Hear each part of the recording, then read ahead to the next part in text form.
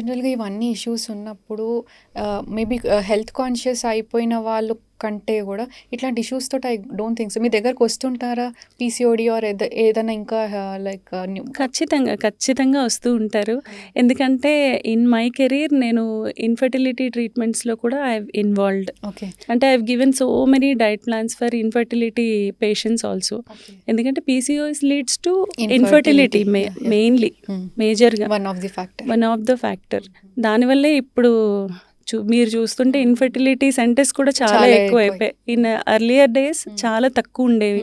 ఇప్పుడేంటంటే ప్రతి ఒక్క మెయిన్ హాస్పిటల్‌కి ఒక ఇన్‌ఫెర్టిలిటీ సెంటర్. ఎందుకంటే cases are increasing like that.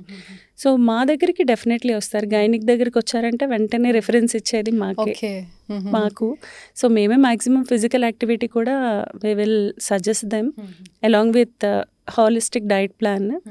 ఒకవేళ దాని తర్వాత కూడా ఇంకా వాళ్ళలో ఇంప్రూవ్మెంట్ లేదు అంటే as I told you earlier we will start with medications. Okay. Gynaec will start with medication.